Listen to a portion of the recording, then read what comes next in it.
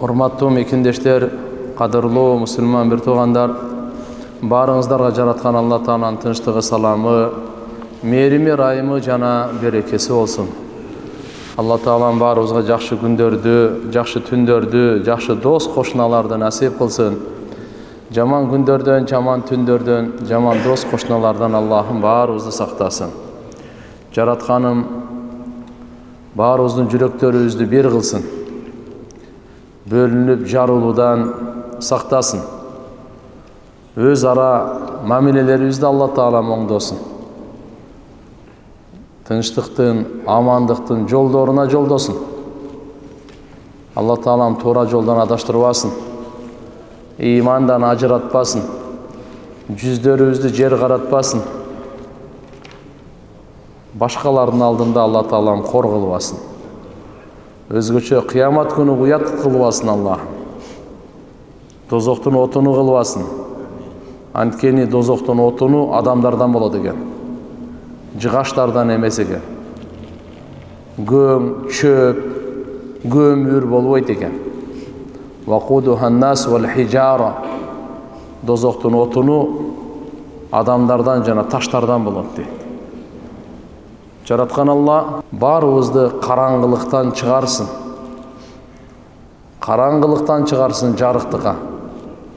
Имандын жарыктыгы, илим, билимдин жарыктыгы, баалуулуктар, кичпейилдик, адамгерчилик, жөнөкөйлүктүн жарыктыгына чыгарсын. Аллахым баарыбызды күнөөлөрдөн сактасын. Көзгө көрүнгөн, көрүнбөгөн, сырткы, ички,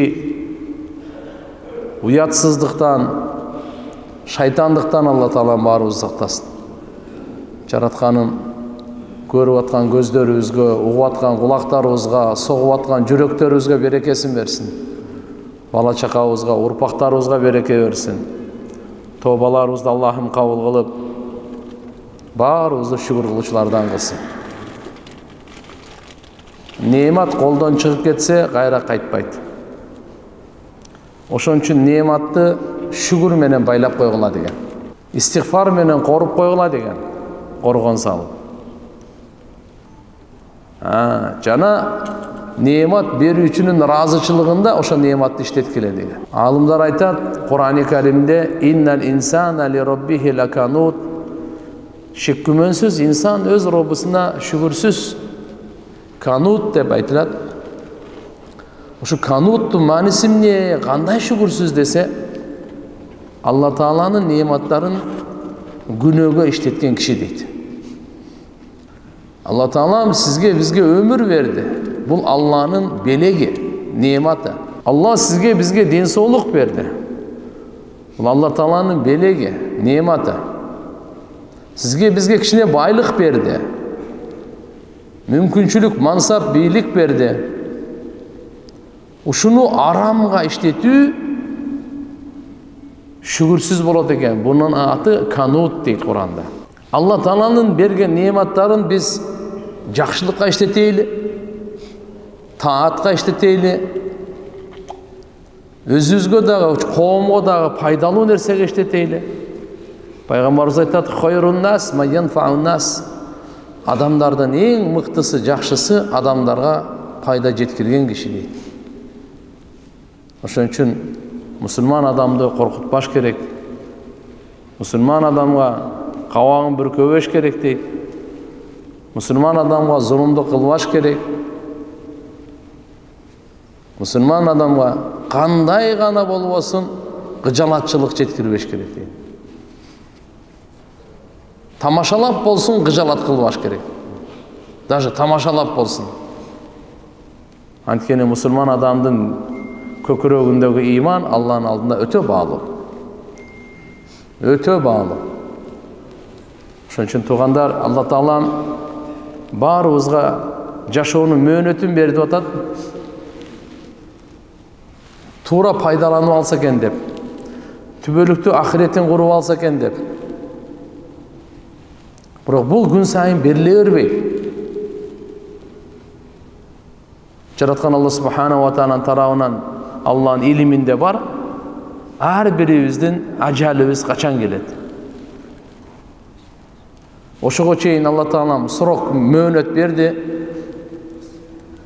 Оңолгула деп, тазалангыла деп, Аллага кулчулдук кылгыла деп. Алланы сүйүп жашайлы, пайгамбарыбызды сүйүп жашайлы, Куранды сүйүп жашайлы. Алланы жакшы көргөн мааниси кандай? Алланын айтканын аткарайлы, тыйгандан тыйлайлы. Пайгамбарыбызды жакшы көргөн мааниси кандай? Эртеге шапаатына муктаж болобуз. Пайгамбарыбыз саллаллаху алейхи ва салламдын жакшы көргөнүбүздүн сүннөтүн жакшы көрөйлү. Сүннөтүн таштабайлы, бекем карманайлы. Пайгамбарыбыздын сүннөтүн жайылтайлы. Пайгамбарыбыздын дуасын алабыз, буйругун аткарган болобуз. Куранды сүйүп жашаанын мааниси кандай? Куран окуйлу. Куранга ой жүргүзөйлү. Курандагы буйруктарга, өкүмдөргө өзүбүздүн жашообузду таразалайлы. Канча туура келет. Алланы эстеп, ахиретти унутпай жашасак, өзүбүзгө да, коомго да пайда болот. Шайтандын азгырыгынан сактанганга, адашпаганга өтө чоң түрткү Алланы эстөө.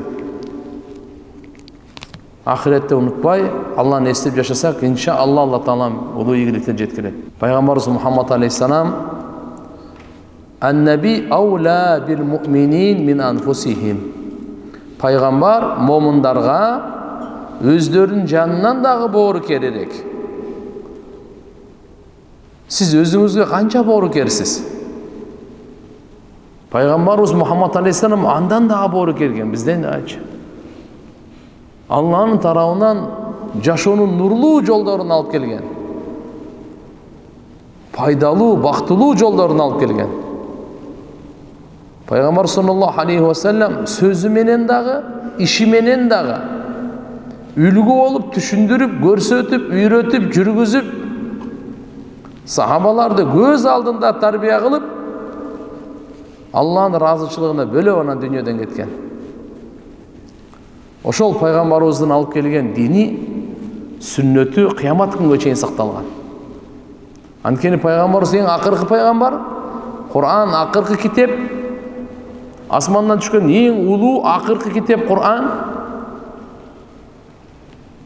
Ислам дин акыркы дин. Толук бул үммөт акыркы үммөт. Ошон үчүн пайгамбарыбызды карап түздөнөйлү, мусулман эркектер дагы, аялдар дагы, байлар дагы, кембагалдар, жаштар, карыялар. Себеп Алла Таала бүткүл адамзатка үлгү кылып пайгамбарыбызды жараткан. Жана буйрук берген. Баш ийгиле, моюн сунгула, пайгамбарды карап түздөнгүлө, артынан ээрчигиле, жакшы көргүлө. Ва ма атакумур расул фахудуху ва ма нахакум анху фантаху. Алла буйрук берип атат. Эмне нерсени пайгамбар силерге берсе, ошону кармангыла. Ошону кармангыла. Эмнеден тыйса, тыйылгыла. Пайгамбар бергенин алайлы, карманайлы. Пайгамбарыбыз эмнени берип атат бизге? Эки дүйнөнүн бактысын берип атат. Эмнеден тыйып атат? Шайтандын азгыруудан, адашуудан, бактысыздыгынан тыйып атат. Ошон үчүн пайгамбарыбыз саллаллаху алейхи ва салламды жакындан тааныйлы. Кандай зат экенин. Таштар Алла Таала таштарга салам айттырган. Пайгамбарыбызга таштар салам айтат эле. Таштар төөлөр сажда кылат эле. Дарактар салам айтат эле. Пайгамбарыбыздын макамы ушунчалык улуу эле. Ошон үчүн сабагыбыздагы пайгамбарыбыздын жолдомолору. Бүткүл адамзатка пайгамбарыбыз эмнени жолдоп көрсөтүп кетти. Бүгүнкү сабак хадиюху саллаллаху алейхи ва саллям илал истиқама. Пайгамбарыбыз Мухаммад алейхиссаламдын истиқаматка карай жолдомосу. Истиқамат деген не? Ушундай бир түшүнүк бар. Истиқамат деген динибизде истиқамат деп. Бул туруктуулук деген сөз. Түз, тура, туруктуу, бекем, оң жакка сол жакка ийилбеген, кыйшыйбаганды истикамат деп коет. Адам баласы ишенимде, ибадатта, кулк мүнөздө истикамат. Албетте бул кыйын нерсе. Бүгүн мүнөзүбүз жакшы. Эртеге мүнөзүбүз бузулуп калса, истикамат жок да. Бүгүн жакшы ибадат кылдык, бүгүн жакшы Кур'ан окудук, бүгүн жакшы дуа кылдык, жакшы зикир кылдык. Ушул улансын. Ушунун аты истикамат. Пайгамбар саллаллаху алейхи ва саллям айтат: "Ахаббул а'мал иналлах адвамуха ва ин қалла." Алла Таалага амалдардын эң сүйкүмдүүсү аз болсо дагы дайыма уланып турган амал. Дайыма үзгүлтүксүз кылынып турган амал көп кылып таштап койгондон көрө жакшыраак экен, сүйкүмдүүрөөк экен да. Ошон үчүн кичине зикир кылсак деле, кичине дуа кылсак деле, кичине кайрымдуулук кылсак деле, кичине Кур'ан окусак деле, кичине дават кылсак деле, бирок истикамат менен дайыма кылайлы. Жакшы ишти дайыма кылайлы. Жакшы ишти дайыма кылайлы. Буну истикамат дейт. Имам Муслим рахимахуллах Абу Умар Суфян ибн Абдулла разияллаху анхумадан, Абу Амр Суфян ибн Абдулладан, Абу Амр экен, айтат: "Мен пайгамбар саллаллаху алейхи ва салламга айттым" дейт. "Кулли фил ислам каулан ла ас'алу анху ахадан гайрак." О Аллахнын элчиси, исламда мага бир сөз айтыңызчы, мен сизден башкадан сурабай турган. Сизден башкадан сурабай турган бир сөз айтыңыз. Ла ас'алу анху ахадан гайрак. Ачык эле айтат. Пайгамбарыбыз не деди? Кул аманту билла сумма стaqim. Аллага иман келтирдим деп де айт. Аллага иман келтирдим деп айт. Андан кийин истикамат. Эми ошого туруктуу бол. Алымдар айтышат, башын жана аягын айтып койду дейт. Биринчи эмне бардык нерсен, жакшылыктын башы Аллага иман келтирүү менен, иман менен башталат. Аягы ошого туруктуу, бекем туруу менен башталып бүтөт да. Иман келтирдиңби, эми ошого бекем бол. Эми ширк келтирбе, өмүрүңдүн аягына чейин Аллага иман келтирдиңби? Ага ширк келтирбе, эми аягына чейин. Мынакей сыр туганда истикамат деп ушуну айтат.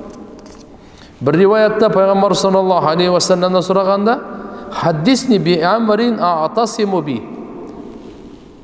Сиз мага ушундай бир баяндап берсеңиз берсиз. Мен ошону бекем карманайын. Бекем кармана турган бир ишти баяндап бериң деп пайгамбардан сурап атат. Пайгамбарыбыз айтып атат: "Кул робби Аллах сумма стaqim." Мен Роббум Алла деп айт, андан кийин истикамат. Ошого бекем бол. Роббум Алла дедиңби? Мааниси эмне? Менин бардык кажетим Алла бүтүрөт. Менин бардык зарылчылыгым Алланын колунда. Ибрахим пайгамбар бизге сабак үйрөттү. Не деп? Кул инна салати ва нусуки ва махья ва мамати лиллахи роббил аламин. Ва махья ва мамати лиллахи роббил аламин. Менин намазым, курбанчылыгым, өлүмүм, жашоом, өлүмүм бүткүл ааламдын Роббусу Аллага таандык. Мен Роббум ушундай. Мени жоктон бар кылган, бардык кажеттимди бүтүрүүчү, иштеримди оңунан чыгаруучу, сактоочу өзү, берүүчү өзү, алуучу өзү. Роббум Алла деп айттыңбы, эми ошого бекем бол. Алланы Роб деп айткандан кийин бардык кажеттерди, зарылчылыктарды бүтүрөт, иштин оңунан чыгарат Алла, ошо менен бекем бол эмди. Анан айтты. Культу бул мындай деп айтыптыр. Я Расулуллах, ма ахфафу ма тахафу алейя. О Алланын элчиси, мага сиз корккон нерселердин эң коркунучтуусу эмне? Пайгамбарыбыз фа ахада бил лисани нафсихи сумма кала хада. Пайгамбарыбыз өзүнүн колу мененче тилин кармады мындай кылып. Айтты, мына ушу деди. Бул сурап атат сахаба пайгамбарыбыздан. Не деп сурап атат? Башка бирөөдөн сурабай турган бир иш айтыңыз. Сиз мага ушундай бир иш айтыңыз, мен бекем кармана турган болоюн. Пайгамбарыбыз айтат, иман келтирдим, андан кийин истикамат, туруктуу болошодо, бекем бол деп. Бул сурап атат анан. Сиз мага коркуп жаткан нерсеңиздин эң коркунучтуурагы эмне дегенде, мына дейт. Мен сага ушу коркконум ушу тилиңен дейт. Бул биздин баарыбызга сабак да. Пайгамбарыбыз саллаллаху алейхи ва саллям бизге кооптонуп атканы тил. Тилиңи тарт. Тилиңи тый. Тилиңи байла. Тилиңи контролдо. Тилиңи бош кое бербе. Тилиңи карма. Көзөмөлдө тилиңди. Ар нерсени сүйлөй бербе дейт. Ойлонуп туруп сүйлө дейт. Таразалап туруп сүйлө. Пайдалуу сүйлө. Жумшак сүйлө. Сыйлуу сүйлө. Кур'ан-ы Каримде Алла субханаху ва таала сүйлөгөндө маданиятын, буйруктарын түрү менен айтып берет да. Каулан маруфа, каулан карима. Кур'анда каулан лайина, каулан хусна. Эмне дегенде Алла субханаху ва таала Кур'анда айтып берет. Пайгамбарыбыз не dedi? Адам баласына пайгамбар саллаллаху алейхи ва саллям корго турган нерсесинин эң коркунучтуурагы тил экен да. Ушу тил. Карасаңыз, үй бүлөнү деле талкалаган тил болот экен. Үй бүлөнү талкалаган тил болот экен да. Достукту талкалаган тил болот экен. Мамлекетти талкалаган тил болот экен. Биримдүүлүк, ынтымакты талкалаган тил болот экен. Тил экен да тил. Балта, күрөк, лом анчалык талкалай албайт, тил талкалагандай.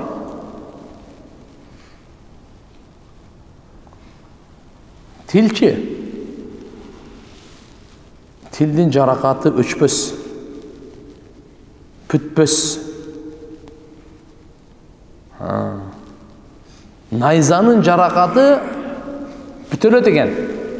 Тилдин жаракаты бүтөлбөйт экен. Жарахату синан наха илтиям. Ла ялтамма жараха лисан.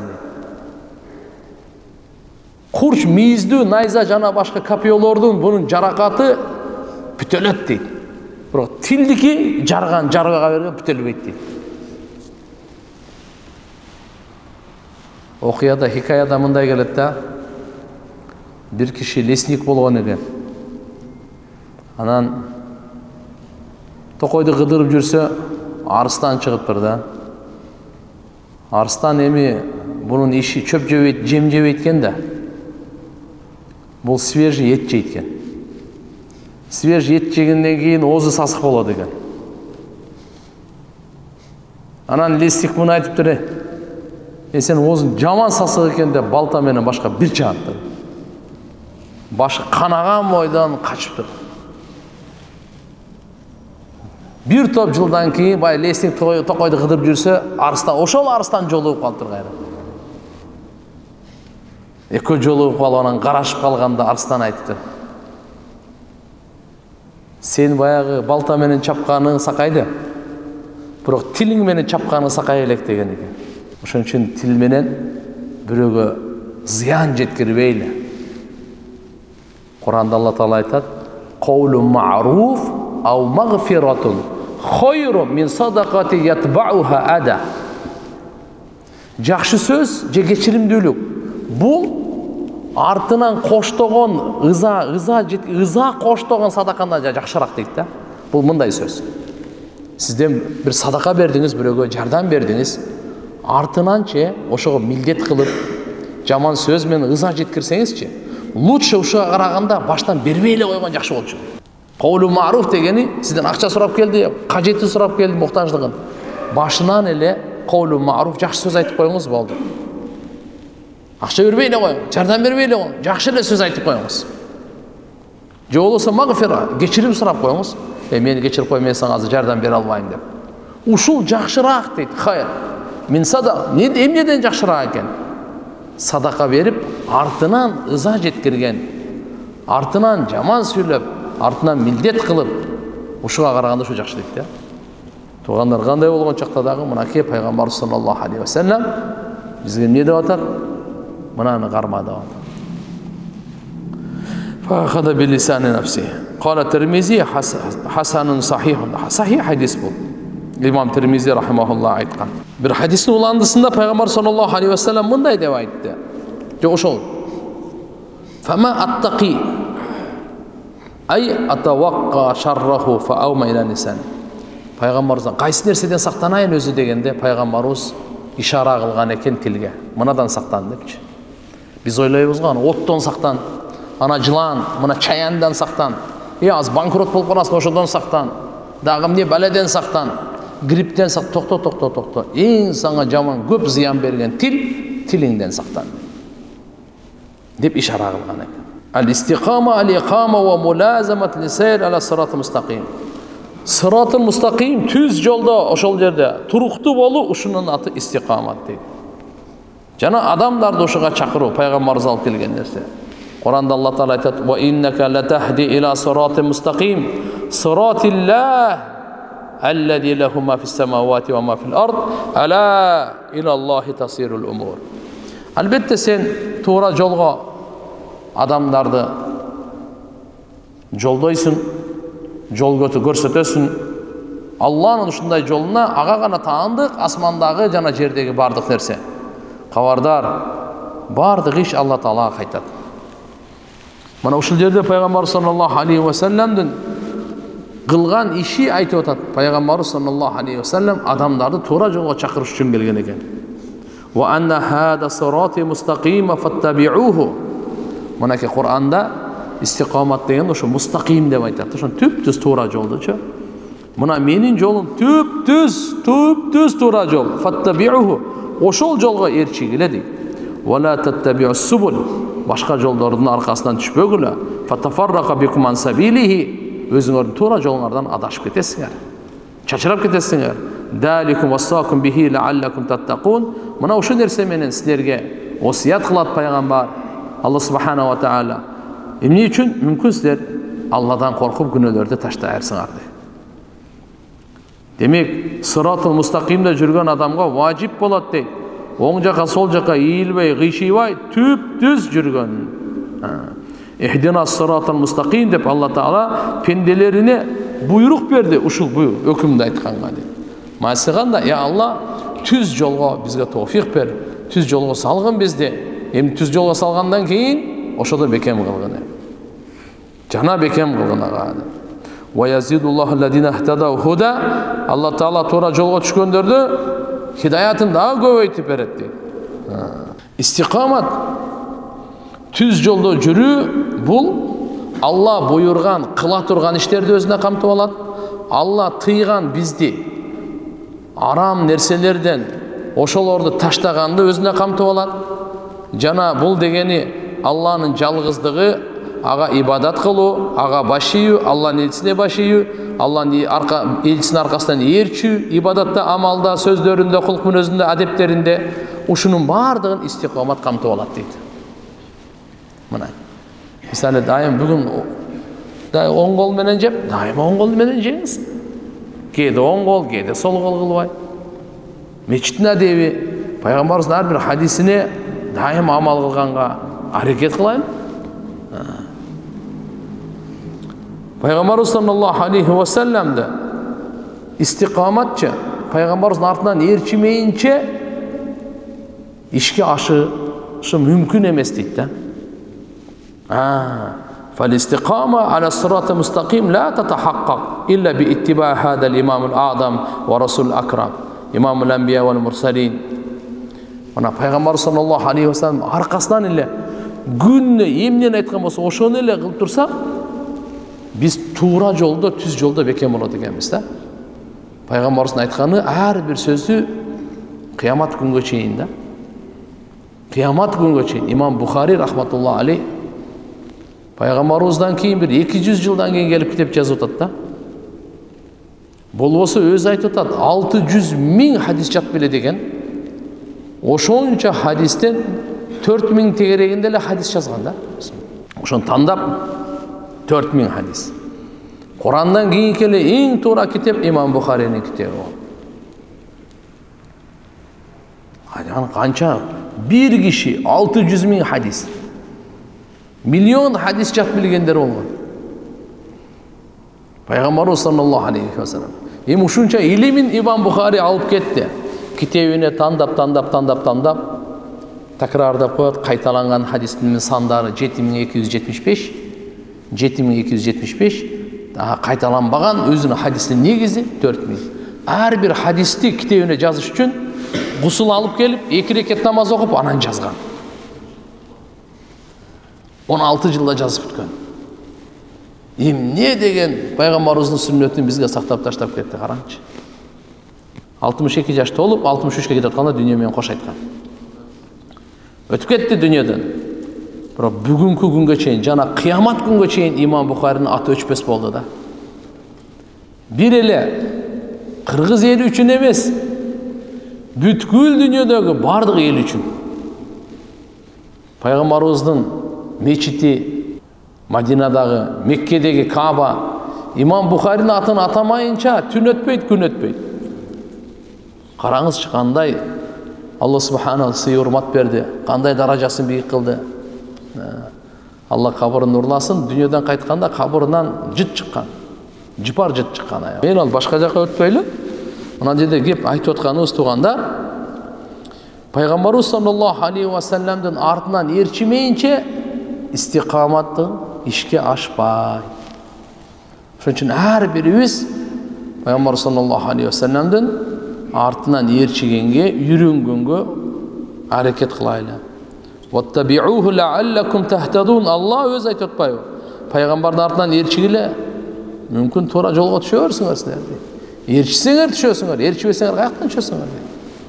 Кул ин кунтум тухиббуналла фаттабиуни юхбибкумуллах ва ягфир лакум зунубакум валлаху гафур рахим. Айткын ey Мухаммад, эгер силер чындап эле Алланы жакшы көрсөңөр, анда менин артыман ээрчигиле. Алла силерди жакшы көрүп калат, силердин күнөөңөрдү кечирет дейт. Пайгамбардын аркасынан ээрчи. Истикаматтын сыры. Субханаллах, бир аят эске келип кетти. Шайябатни худун ва ахаватуха. Пайгамбарыбыз айтып атат мындай дейт. Худ деген сүрө бар. Жана ушуга окшош сүрөлөр мени карыты берди деген сөзү бар. Пайгамбарыбыздан суралганда ушинтип айтты да.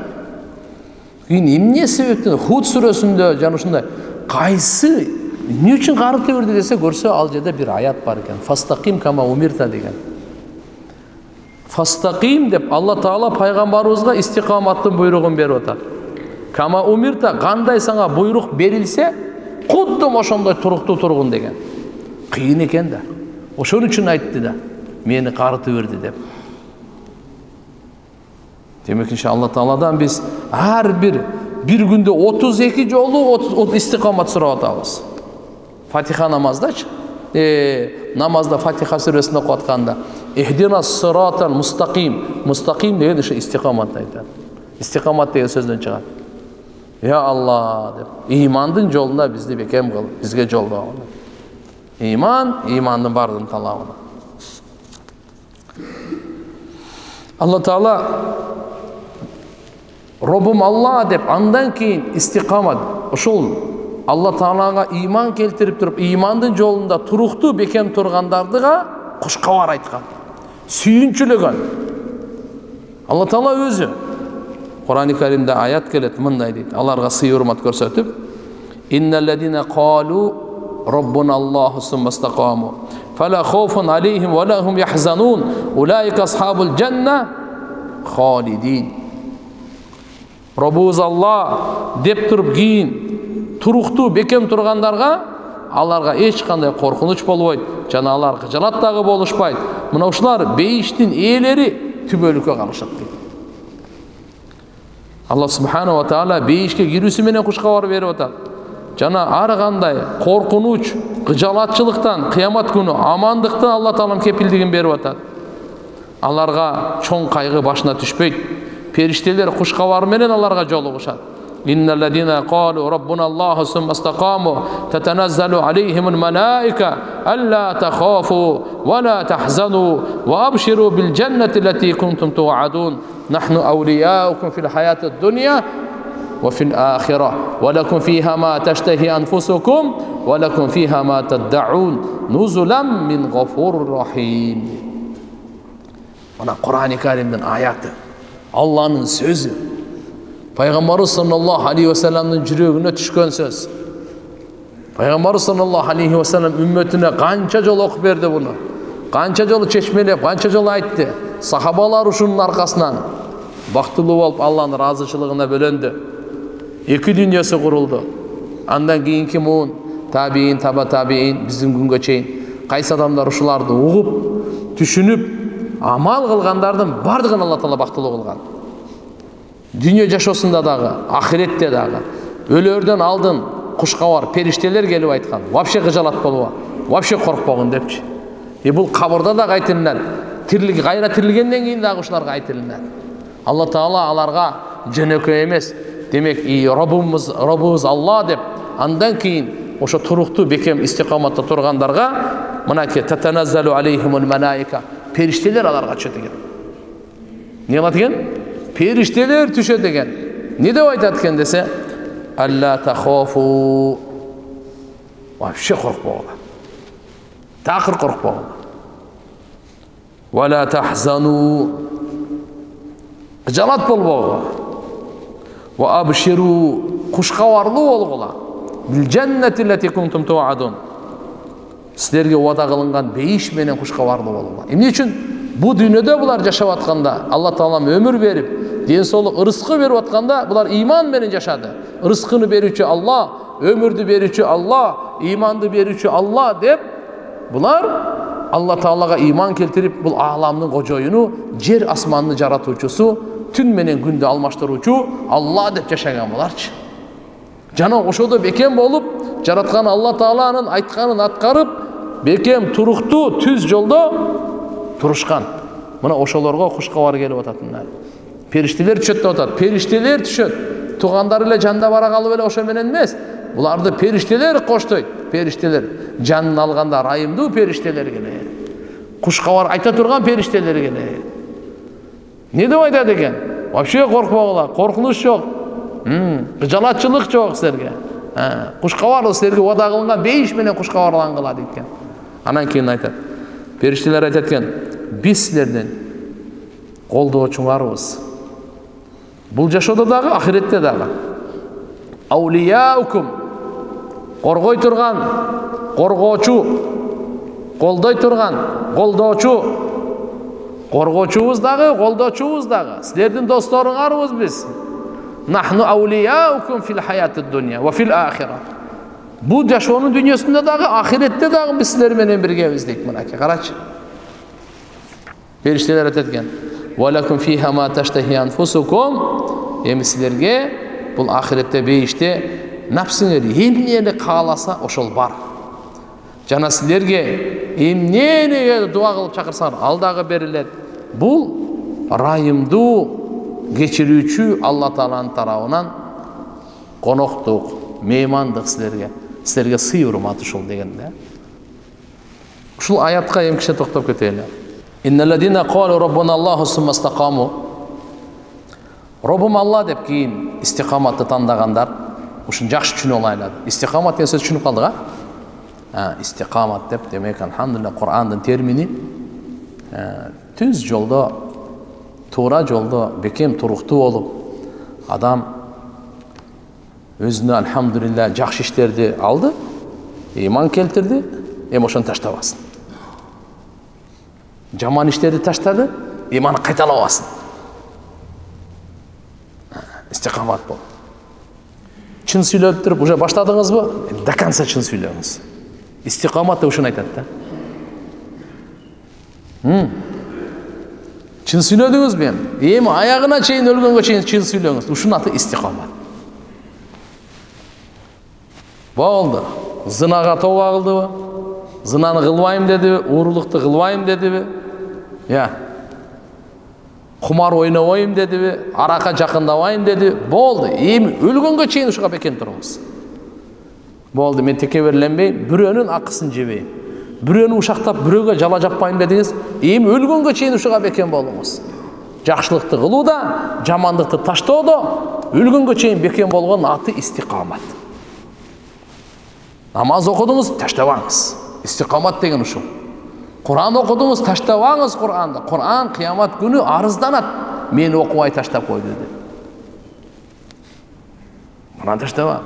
Зикирди баштадыңызбы? Жүрөгүңүзгө рахат келип атабы? Болду, таштабаңыз. Алланы эстеген сайын даражаңыз көтөрүлөт. Алланы эстеген сайын Алла сизди эстейт. Алланы эстеген сайын, зикир кылган сайын бейишиңиз курулат. Бак менен толуп кетет. Шайтандан сизге коргон болот. Таштабаңыз бу зикирди. Өлгөнгө чейин таштабаңыз. Таштабаңыз. Телебизде акыркы сөз ушу болсун. Ла илаха иллаллах. Мухаммадур Расулуллах. Ашхаду ан ла илаха иллаллах вахдаху ла шарика ла ва ашхаду анна Мухаммадан абдуху ва расулух. Акыркы сөзгө истиқамат дейт. Эми бул жердеги сахабалар, андан кийинки муун табиин, таба табиин уламаларыбыз ушул истиқаматтын мааниси эмне дегенде ар түрдүү маанилерин, максаттарын айтып берген. Бирок жалпысынан алганда баары эле бир. Бирок кээ бирлер бунун мааниси мындай, кээ бирлер мааниси мындай деп. Мисалы, Абу Бакр Сыддык разияллаху анху истиқаматтын мааниси истиқама, суммастақаму деген. Лам юшрику биллахи таала шай'a. Аллага эч бир ширк келтирбесе деген. Демек, иман келтирдиңби? Эми бекем туруктуу бол. Мааниси кандай? Аллага ширк келтирбе, өлгөнгө чейин ширк келтирбе. Ушундай мааниси. Алла Тааланын жалгыздыгы. Умар разияллаху анхунун айтуусунда кара хадихил ая алал минбар. Минбарга чыгып туруп ушул аятты окуду. Инналлазина қалу раббуна Аллах сумма истақаму деген аяттычы. Аяғына чейин окуп тургандан кийин не деди? Бул сумма истақаму кийин бекем турду дегенди лам юраввигу раугасталаб сa'лаб түлкүнүн куулугундай кылып куулук кылбаган, оң жак сол жака ийилип адамды алдап кыйтырлык кылбаганды истиқамат деп айтабыз дейт. Бул киши бир жолу Умар разияллаху анху ушул аятты минбарда тилават кылып туруп айтты, истиқамат деген не деди? Валлахи лиллахи би таатихи деди. Истиқаматтын мааниси ушундай. Аллах лиллахи би таат. Аллага античип айтайын, Аллага баш ийүү менен гана истиқамат болот дейт. Алла Таалага баш ийүү менен гана. Ибн Аббас разияллаху анху айтат, истиқаматтын мааниси истақаму ала адаи фараидихи. Алла Тааланын фарыз кылып берген биздин мойнубузда милдеттери бар, ошону аткарууда бекем турган. Ошолорго кушкабар келип атат да, периштелер чөттүп атат. Алар не кылат десе, периштелер айтат экен, силерге бейиш менен кушкабарлангыла дейт экен. Силерге коркунуч жок, кыжалатчылык жок дейт экен. Биз силердин дүйнөдө да силерди колдойбуз, ахиретте да силерди колдойбуз. Мыналардын бардыгы кимге десе, ким бу дүйнөдө Алланын фарызын аткарып турса. Алланын фарызын аткарып койсо эмес, аткарып турса. Аткарып койсо бүгүн аткарып койдуң, эртеге бүттүбү? Жок, аткарып турса, өлгөнгө чейин аткарып турса, аткарып жүрсө, Алла Тааланын фарызы. Алла субханаху ва таала бизге фарыздарды берди. Мисалы 5 вакыт намаз окуш фарыз. Рамазанда ораза тутуу фарыз. Байларга закат берүү фарыз. Ажылык фарыз. Чын сүйлөгөн фарыз. Кичпейилдик бул фарыз. Кичпейилдик дегени фарыз. Гусул фарыз. Тахарат фарыз. Ата-энени сыйлаган фарыз. Адалдан рызкы издеген фарыз. Мусулмандарга жакшылык каалаган фарыз. Фарыз бул туугандар. Кур'ан окуган, таджвид фарыз. Истигфар, Алла Тағаладан кешірім сұраған фарызды. Алланың нематтарына шүгір қылған, Алланың ақысы бұл. Шөші туғандан да фарыздарды атқарған. Кейбір фарыздар бар, таштай тұрған фарызда. Қайсы? Азырқында ширкті таштаған фарыз. Арақты таштау фарыз. Құмарды таштаған фарыз. Наркотик таштаған фарыз. Уырлықты таштаған фарыз. Ушақты таштаған фарыз. Текеберлік таштаған фарыз. Көралбас таштаған фарыз. Екі жүзділік, мұнафықтық таштаған фарыз. Мұсылмандардың ортасына от салған, чағымшылық қылған. Бұны таштаған фарыз өзі. Мұнаке туғандар, жала жапқан. Таштау фарыз. Шу фарыздарды өлгенге чейін атқарса деген екен де Ибн Аббас разияллаху анху. Атқара тұрғанда фарыздар бар, таштай тұрғанда фарыздар бар. Атқара тұрған фарыздар, таштай тұрған фарыздар. Екеуін сіздерге бұл жолды примерно айтып беріп отам. Ушуну мен дағы атқарғанға, сізге де атқарғанға Алла Тағалам тауфиқ берсін. Бірімізге ушуға жардам берейлі. Мен сіздерге, сіз маңа, барымыз үмметке, ел жұртымызға, үй бүлемізге, туған қошыналарға бардығына жардам берейлі. Келгілі Алла Тағалам бізге мойнымызға фарыздарды қойыпты. Ушуны атқарайлы. Біздің мойнымызды атқара тұрғанда бар екен, таштай тұрғанда бар екен. Нелер таштайлы? Мо нәрселер барын таштайлы. Мо нәрселер барын атқарайлы. Мындай деп. Ала адай фараидихи ай фи ауқатиха камилатан би сунаниха ва адабиха ва лихласы фиха лиллахи та'ала деген екен. Мына екен. Ибн Аббас бұл Құран-ы Каримденші. Раисул муфассирин, Құранды тәфсірлегендердің башында ұшы тұрады. Бұл Құранның қотармаушысы пайғамбарымыз дуа берген Ибн Аббасқа. Ушунчалық илим авасының баласы да. Ибн Аббас сахаба бұл. Пайғамбарымыз дүниеден қайтып отқанда 10 жашталы бұл. Ушу Ибн Аббас разияллаху анху айтып жатыр екен. Истиқомат не десе? Фарыздарды атқару. Қантип өз уақытында атқарайлы фарыздарды. Зекетті кешіктіріп беріп, Рамазаны өтіп кеткеннен кейін анан кейін қаза қылып ораза тұтпай, намаз өтіп кеткеннен кейін бағымдат өтіп кетті, ем тұрып алып ана қаза. Тоқта, өз уақытында толық сүннеттермен, әдептермен қалыс Алла үшін оқыған ушын истиқамат дейді. Мұнаке. Әлбетте нәпсіге ор. Бірақ біліп қойайлы туған, қайсы нәрсе нәпсіге ор болса-чы, ошон соғы ошончалық көп та. Ошон соғы қанша екен? Ошончолық көп, бардығына тегіз бере өлбейді. Нәпсіге қаршы жүргеніңіз сайын соғып көп болады. Абу Ал-Алия мындай деп айтқан екен. Истиқамат деген мәнісі ахласу лаху субханаху ад-дин вал амал.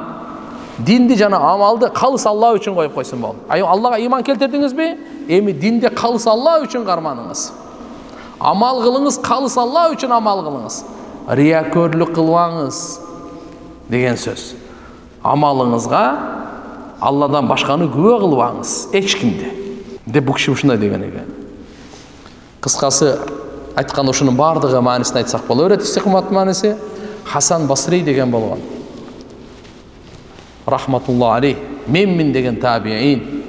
Бұл кіші ұшу аятты оқығанда, азырқы аятты оқығаннан кейін дуа қылшы екен мындай деп. Аллахумма анта роббуна фарзуқнал истиқама. Алла, сен біздің роббымызсың, еми сенден сұранарымыз истиқамат нәсіп қыл бізге депші. Хасан Басри айтшы екен. Аллахумма анта роббуна фарзуқнал истиқама. Алла, сен біздің роббымызсың, еми истиқамат нәсіп қыл. Алғандай, азыл тұрықтылықты нәсіп қыл. Тұрықтылық өте қиын. Үйдің ішінде де тұрықтылық, мемлекетте де тұрықтылық, оңай емес. Бірақ алымдар айтшат, тұрықтылық әділеттіліктен кейін анан тұрады. Әділеттіліктен кейін құрылады. Çünkü иншалла бардық жерде динімізде дағы, дүниемізде дағы, елімізде дағы, мемлекетімізде дағы тұрықтылық, бұл өте чоң бағлылық. Өте чоң бағлылық. Динде дағы мына алхамдулилlah субханаху ва таала не деп оны беріп отыр. Ошон үчүн Алла Тааладан биз дагы сурайлы. Аллахумма анта роббуна фарзуқнал истиқама. Алла, сен биздин роббубузсың, истиқамат насип кыл деп. Истим кандай? Иманым сага келтирген кандай? Кандай Алла ушуда туруктуу ибадаттарым, амалдарым, мүнөздөрүм туруктуу болсун. Кур'ан-ы Каримде Алла субханаху ва тааля кул хадихи сабили ад'у илаллах ала басиратин ала ва ман иттабаани. Ана туруктуулук. Туруктуулук демек бирөөнү адамдарды жакшылыкка чакырсак, бул да туруктуу чакырайлы. Бүгүн чакырып, эртеге чакырбай коюп, бир ай чакырбай коюп, жок, өлгөнгө чейин жакшылыкка чакыра берейли. Өлгөнгө чейин жамандыктан кайтара берейли. Ушу туруктуулук. Бул дагы бар ичинде. Имам Ахмад рахматуллахи алейх Анас разияллаху анхудан риваят келтирип пайгамбар саллаллаху алейхи вассалам мындай деген экен: "Ла ястакиму иману абдин хатта ястакима калбу, ва ла ястаким калбуху хатта ястакима лисану, ва ла ядхул жанна раджул ла я'ман жараху баваиқуху." Пайгамбарыбыз айтты: "Пенденин иманы түз болбойт, жүрөгү түз болмойынча. Анын жүрөгү түз болбойт, тили түз болмойынча. Бейишке кирбейт дейт. Кимдин кошуналары анын жамандыгынан аман болмойынча." Эмне деген хадис? Кыскасы айтканда, биздин кошуналарыбыз биздин жамандыгыбыздан аман болсун. То есть биздин жамандыгыбыз кошуналарыбызга тийбесин.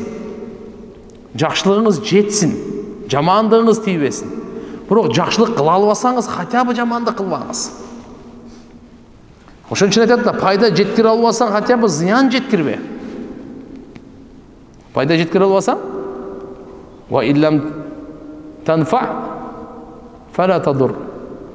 Эгерде пайда жеткире албасаң, зыян жеткирбе. Мусулмандын акысы, кошунанын акысы өзгөчө. Неде пайгамбарыбыз айтат мынакей. Демек айтат, адам баласынын иманы түз болбойт, жүрөгү түз болмойынча, жүрөк түз болбойт, тили түз болмойынча. Имандын түз болуусу тилден башталат экен. Тил түз болсо, жүрөк түз болот, жүрөк түз болсо, иман түз болот. Ошон үчүн туугандар, Алла субханаху ва тааладан сурайлы. Пайгамбарыбыздын дуалары бар. Аллахумма таххир калби минан нифак ва лисани минан кадиб. Ва лисани минан кадиб.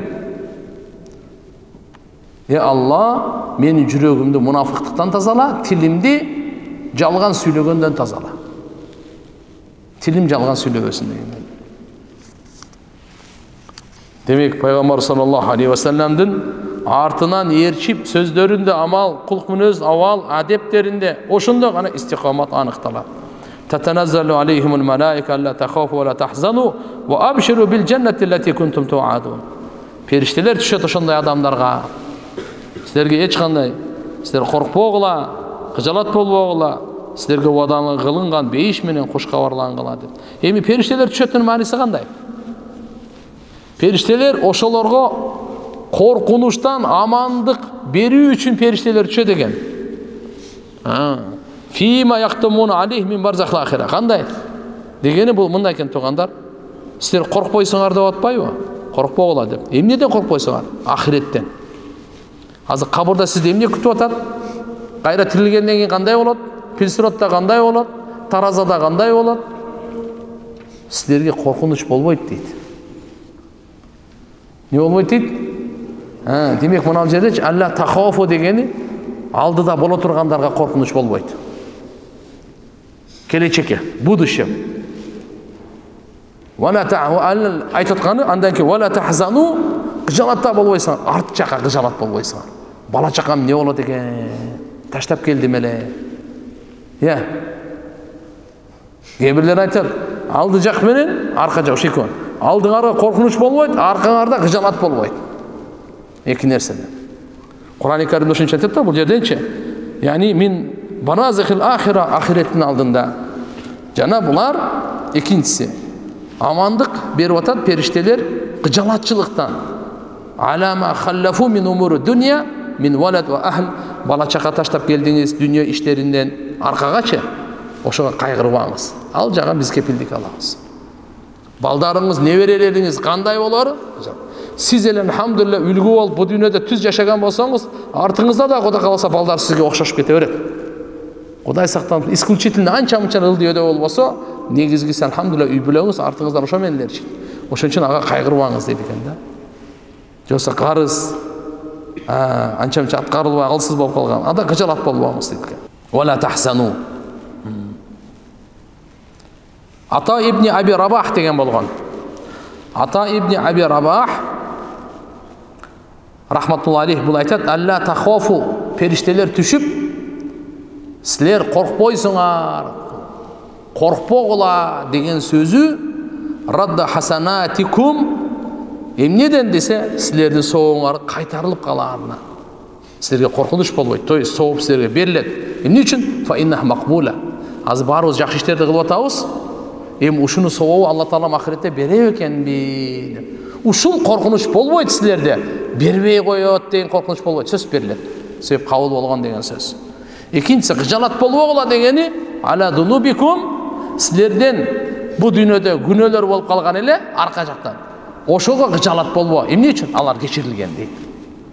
Кылган жакшы иштериң сообу силерге кайтарылып берет, берилбей койбойт, сен коркпогун деген сөз. Арка жакта күнөөлөрүңдөнчү ага кыжалат болбогон, алар кечирилген деген сөз. Демек эки сөз болуп атат туугандар. Периштелер эки нерсени айтып атат. Силер эмне досуңар? Коркпогула дейт, кыжалат болбогула дейт. Коркпогула алдыда келе турган инсан өлүм келди, эми ары эмне болот? Ошодон коркунуч болбойт сага. Эми өлгөндөн арка жакта эмне нерсе калып кеткен? Буга кыжалатчылык болбойт. Ата ибн Аби Рабах деген охо менмин деген табииндерден кыйын кишилер булар. Ата ибн Аби Рабах укканыбызга караганда өзү өңү капкара киши болгон экен. Мында кишине раңы сугураак киши болгон экен да. Куни керек. Ошол доордо бадыша Сулайман бин Абдул-Малик деген болгон. Бул Бану Умайя деп коет Амавиттердин доорунда. Эки баласы өзү бир адал арам маселеси болуп калганда ошол кишиге кайрылып сурачу экен. Ата ибн Аби Рабахтанчы. Анан бул айтып берчи, бул айтып бергенде өзүнүн жүзү мындай кылып айтчу экен да. Мен өңүмү көрүп кичине неме болбосун депчи. Анан бадыша айтыптыр эки баласына, тургула дагы илим алгыла. Карачы, биз кандай болуп туруп ушуга жалдырап ушудан сурап атабыз, уят го бул. Илим албаса болбойт экен деген. Ата ибн Аби Рабах деген ушу болот. Бул кишинин азыркы тафсири боюнча азыркы периштелер түшүп кимге түшүп атат? Робум Алла деп, андан кийин ошого бекем туруктуу тургандарга периште түшүп айтып атат. Алдыда коркунуч жок, аркада кыжалатчылык жок. Алдыда коркунуч жок. Эмнеден коркунуч жок?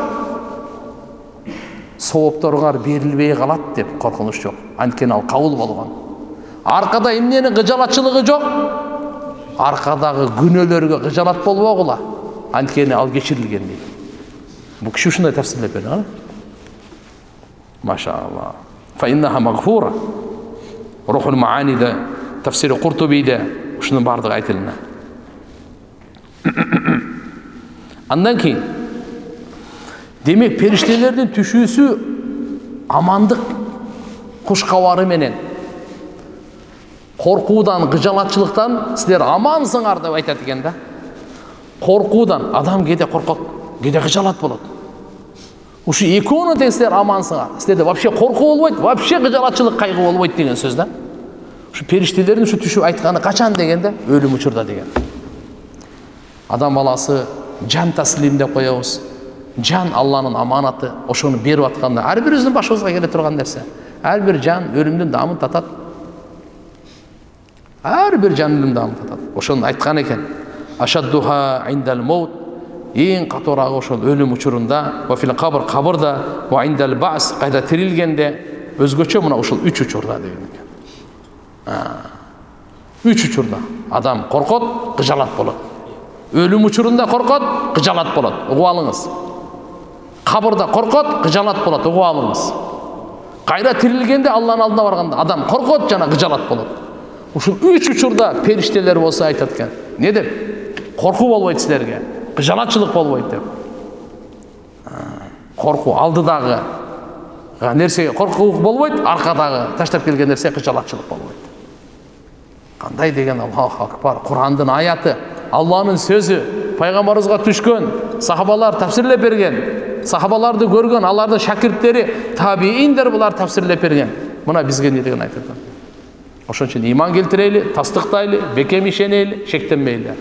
Ага, мынандай нерсеге жетиш үчүн, что бизде өлүм учурубузда дагы ушундай сөздөр келип, бизди сүйүндүрсүн, жүрөгүбүздү бейпилдетсин. Не деп периштелер келип, силерге коркуу болбойт, кыжалатчылык, кайгы болбойт деген сөздү уккубуз келеби, келбейби?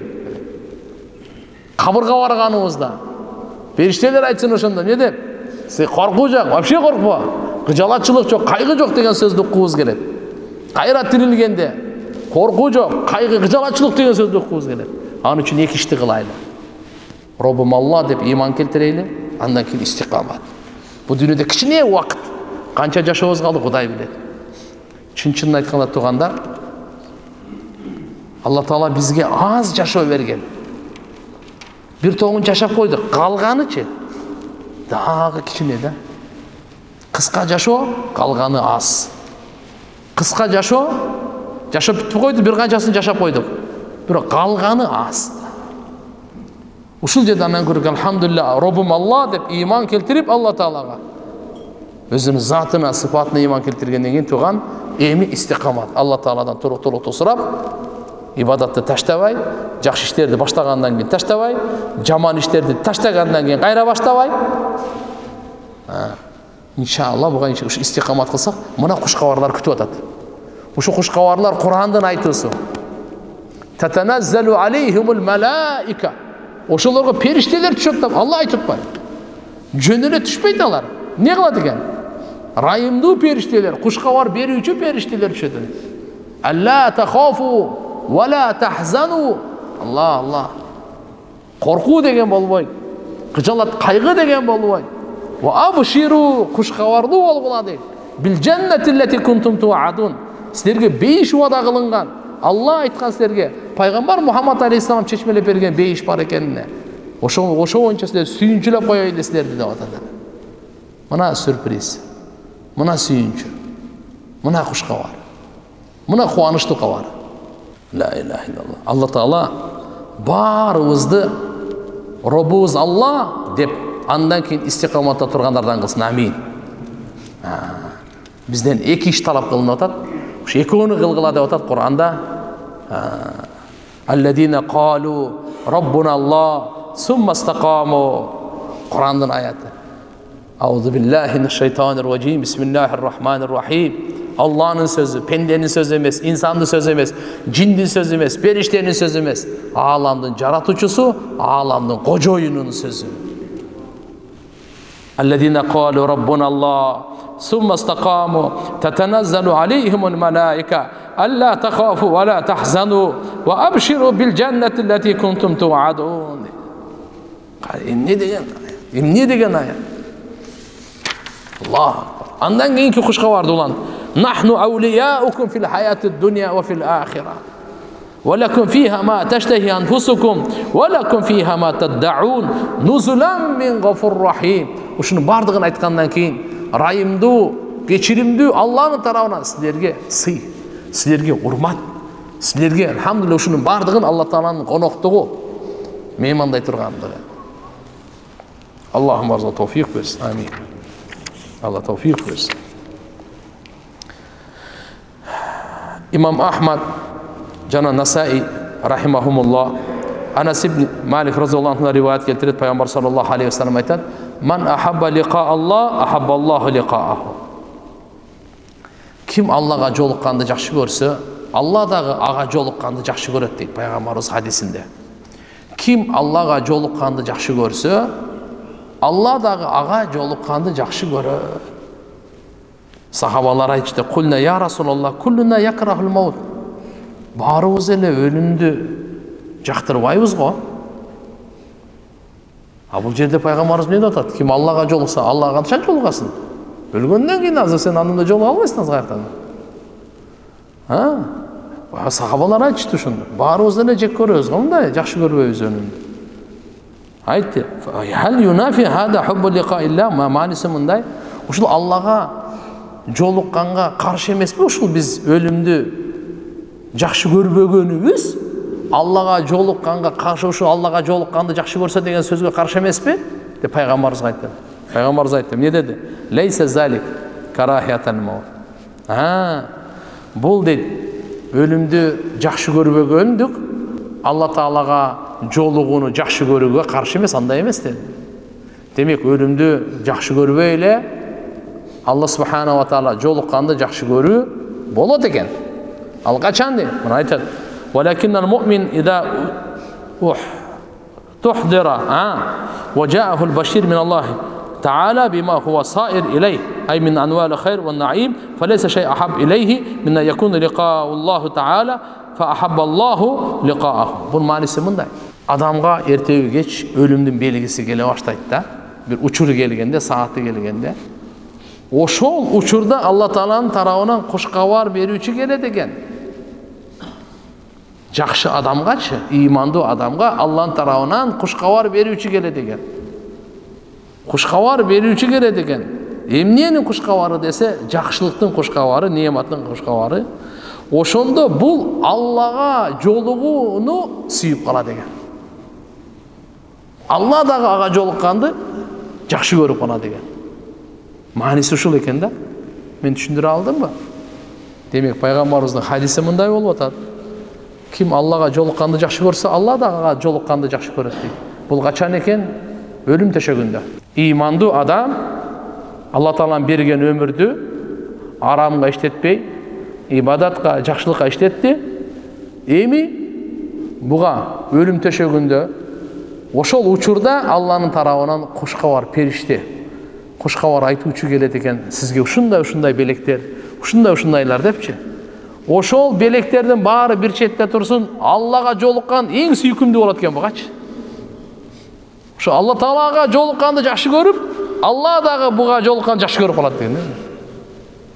Ал эми кафир дейт, ал фажир дейт. Не дейт? Качан өлүм төшөгө келгенде буга сени мынандай жаман нерселер күтүп атат деген келет экен, коркутуучу. Ошондо бул жек көрөткен Аллага жолукканды. Алла дагы буга жолукканды жек көрөт дейт. Мына пайгамбарыбыз ушинтип айткан экен. Факариха лиқа Аллах Таала. Тугандар, пайгамбар саллаллаху алейхи ва саллям үммөтүн, момундарды келе кушкабарлаган. Имам Ахмад риваят келтирет. Муаз ибн Джабал радийаллаху анхудан пайгамбарыбыз айтат: "Ин ши'тум анбa'тукум ما أول ما يقول الله عز وجل للمؤمنين يوم القيامة وما يقولون له." Mına hadis İmam Ahmad keltirgen. Muaz ibn Cebel radıyallahu anhudan. Peygamber sallallahu aleyhi ve sellem mınday деп атат да. Эгерде кааласаңар, мен силерге айтып берейин.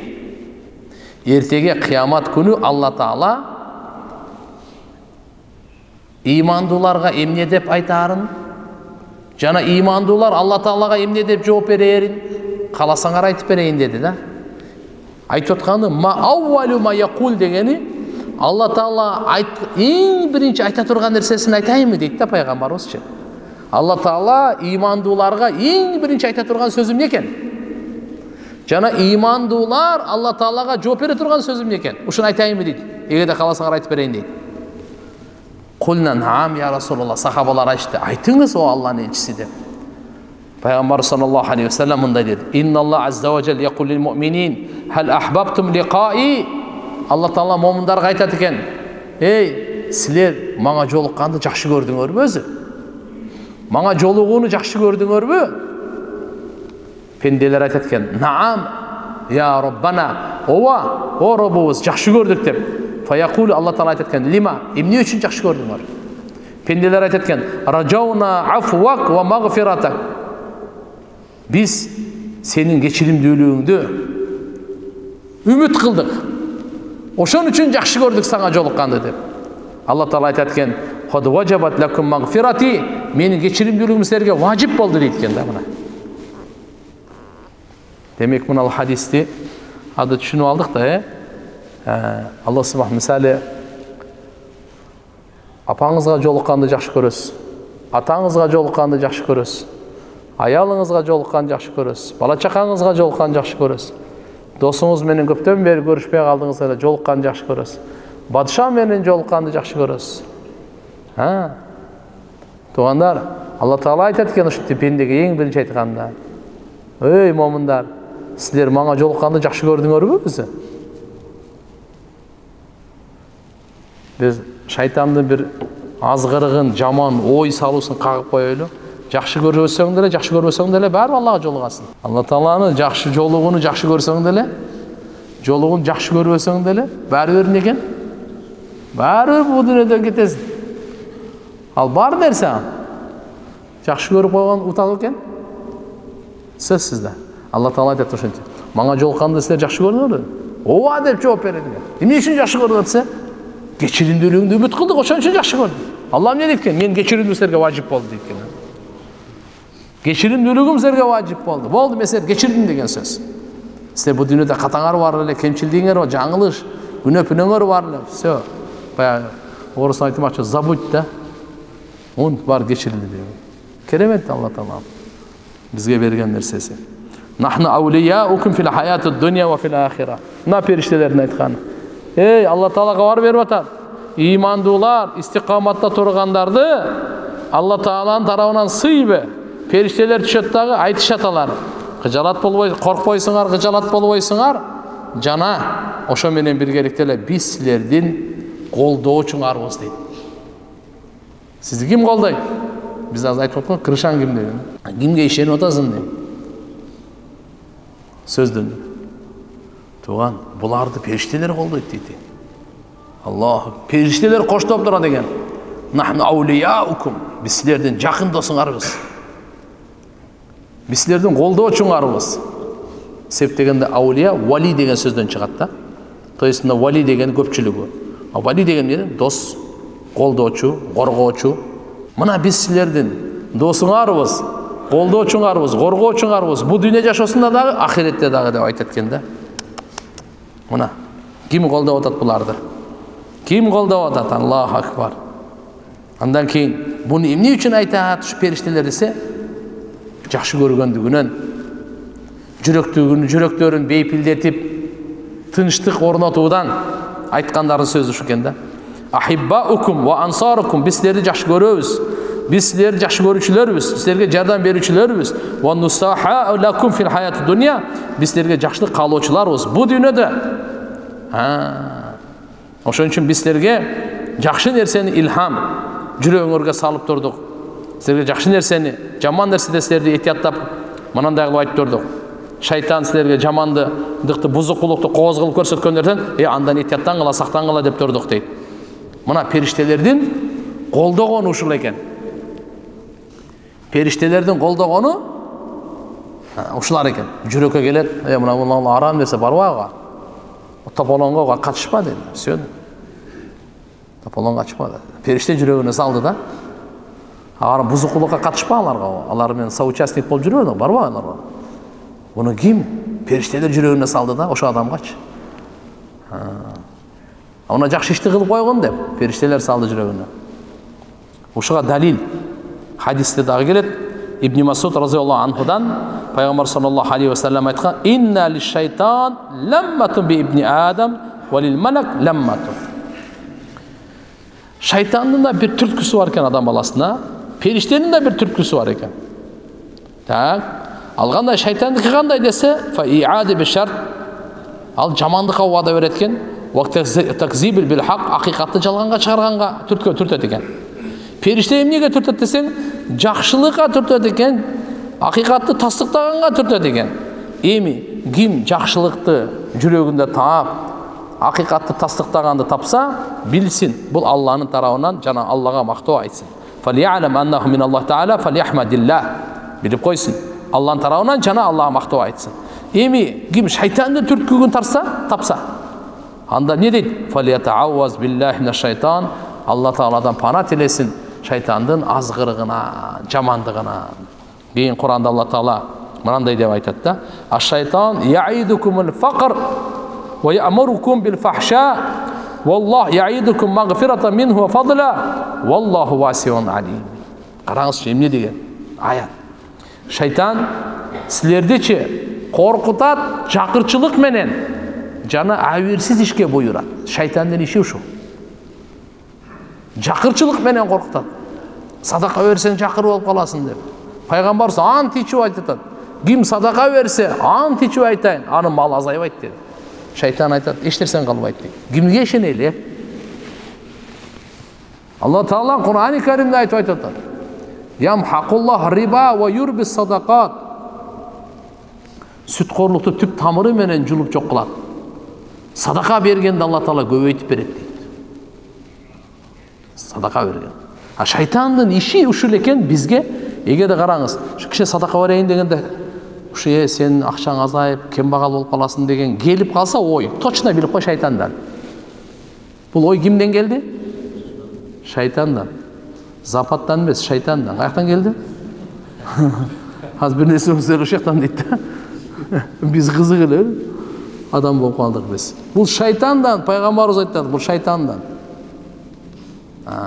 Уятсыздыкка. Саңа давай деп аткан болсо билип кой, точно шайтандан. Аны билесиң, жүрөгүң деле билет, акылың деле билет, мээң деле билет. Эми ким уятсыз ишти билбесе, эми билбейм, аны адам деп айтабызбы, айтпайбызбы, аны силер чечкиле. Бирок уятсызга эгерде буйруп аткан болсо, точно бил бул шайтандан. Азыр эле нормально эле отурдуң, албетте тамак жеп, ичип, сүйлөшүп, сыртка чыгып уже уятсызга баштады да. Бул ой каяктан келе калды? Каяктан келди? Запаттан? Шайтандан. Шайтандан келди бу, шайтандан. Осеп Алла Таала, Алла айтып атат, Алла биздин жаратуучу Алла айтып атат. А шайтан яидукумул фақр ва я'мурукум бил фахша. Эки нерсе. Шайтан силерди коркутат чакырчылык менен, буйрук берет силерге уятсыздыкка. Абийирсиздикке, фахша деп. Абийирсиздикке. Эми Алла Таала валлах яидукум магфирата минху фадла. Алла да вада берет силерге. Өзүнүн тарабынан кечиримдүүлүккө жана айкөлдүүлүккө Алла вада берип атат. Валлаху васиун алим.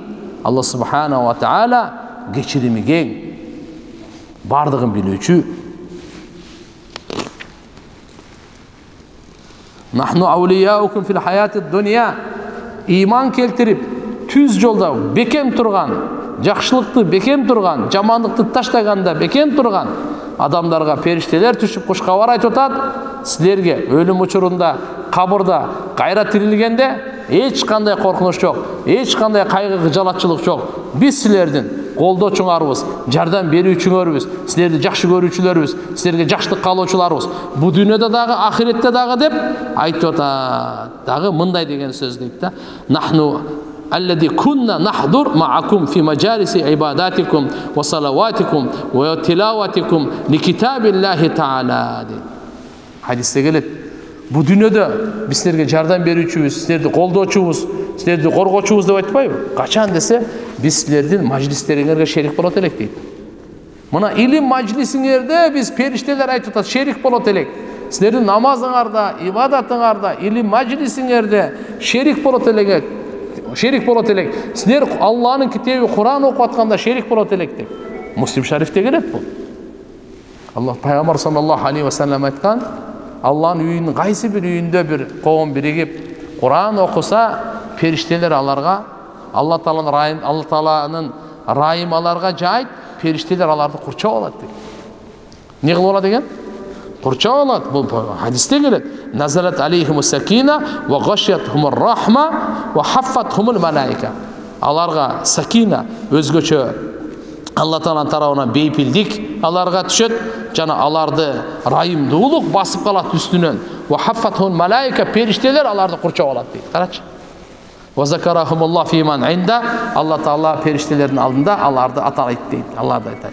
Кимге десе, мачтама каумун фи байтин мин буютиллах ятлуна китабаллах ва ятадарасунаху байнахум. Мына ушуларга Алла Тааланын үйлөрүнөн бир үйдө топтолуп, Алланын китебин окуп, бири-бирине сабак кылгандарга. Ошонун арасынан алхамдулилlah биздер киребиз. Allah'ın үйünde oturabız. Barımız toптolup oturabız. Ne kılıp oturabız? Kur'an'ды sabak kılıp oturabız. Kur'an'dın ayatın bir ayatımına bugünkü sabaktan başlap. Uşunu biz öz ara sabak kılıp oturabız. Peygamberimiz aytkan bunu. Allah Taala'nın tarabынан жүрекке тынчтык түшөт. Менде дагы кичине, сизде дагы билбейм кандай, кичине азыр намазга чейин кыжалат чыкпар эле. Азыр чын айтыңыз, ошо кыжалат барбы жокпу? İzdеп ам таппайсыз азыр. Жок, Алла Таала мына алхамдулилlah кыжал кетирет. Алла Тааланын рахимы жа, периштелер курчап алат. Аллаху акбар. Кийинкиси Кудайым берсе кийин улантайлы, сабак узагыраак экен. Ушул аяттын эле тафсиринде буйрса, Allah subhanahu wa ta'ala barıza tevfik versin. Vaqt azam mı kaldı? Azan etkanda endi vaqt var mı yok mu? Aytı veriniz. Selamun aleyküm ve rahmetullah. Aleykümselam. Çoğun yük taşıuçu maşina aydap kızmat kılam. Ayrım uçurlarda maşinanın içinde namaz okuyum. Sajda kılganda oturguştun üstüne sajda kılı tura gelip kalat. Namazım tura boluğu. Экинчи сурам зекетимди бир эле адамга эмес бөлүп муктаждарга мал союп этин таратып берсем болобу, рахмат. Жүк ташуучу машинеде туугандар нафил намаздарды окуса боло берет. Бирок фарыз намаздарды окуса болбойт. Сүннөттү да окусаңыз менин сапардасыз. Машиненин ичиндечи. Бирок фарыз намазга ал сөзсүз кыям, rükû сәжделер толық болуш керек. Кыбла, фарызга. Эгер анда мүмкүнчүлүк болбой калдыбы, кийин кайра кайтарып окуганга туура келип калат. Фарыз намазда сөзсүз туруп, фарыз rükûлөрү, сәжделери толук болуш керек туугандар. Экинчиси, мына жерде сиз суроо зекетиңизди бир адамга эле эмес, бөлүп муктаждарга. Зекетти муктаждарга бөлүп берсе болот, бир эле адамга эмес. Eğin bir karab görünüz da sizce bir koydu soyup turup zeketini berip otasız da. Zeketini berip otasız, koydu soyup. Kança nerse sizde kaldı, kança tiyakta gitti. Yok. Peygamber sallallahu aleyhi ve sellem'den aytısında hadislerde 40 koyga jetse bir koy zeketke beresiz. Anı talaş kılbay bir ele adamga bergeniniz jakşı. Sizde jöse anı soyup anı naga buga berbeyçi. Bir эле адамга карап көрөм. 5 сүрөнүн тафсири китебин кайсыл жактан сатып алсак болот? Эмелерден эле мына дүкөндөрдө бар. Московский Гоголда, мечитте, Дордойдо. Assalamu aleykum устаз, ва алейкум ассалам. 30 пара Куранды жаттаган кары балдарды сөксө нике бузулуп кетет деп бир дамыла айткан. Ошол чынбы? Нике бузулбайт го, бирок карыларды туган сөккөн өтө чоң күнөө да.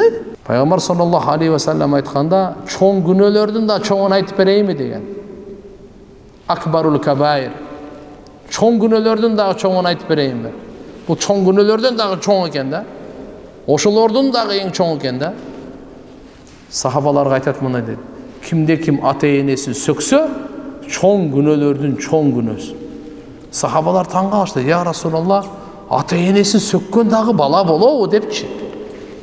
Hazırgo, kol götörgön adamlar çıkıp atpayбы? Ата-енесин сөккөн да адамдар болобу деп сахабалар таң калып сураганда, пайгамбарыбыз айтты.